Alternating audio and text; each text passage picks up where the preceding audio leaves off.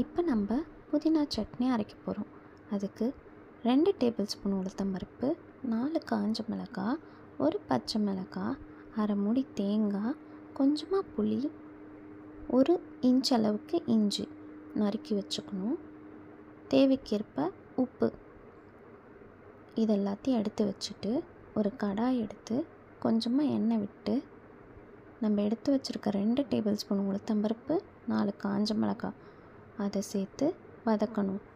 Golden brown ஆகிற வரைக்கும் fry பண்ணிவிட்டு அப்புறம் கொஞ்சோண்டு பெருங்காயத்தூள் போட்டு ஒரு வதக்கிட்டு இறக்கி வச்சிடணும்.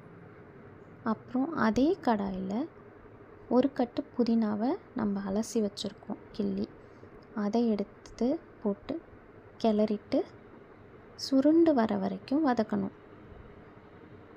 அப்புறம் சுருண்டு வந்த பிறகு ஆஃப் பண்ணிவிட்டு ரெண்டுத்தையும் ஆற வச்சிடணும். இப்போ முதல்ல சொன்ன எல்லாத்தையும் மிக்ஸி ஜாரில் மாற்றிட்டு ஒரு வாட்டி அரைச்சிடணும்.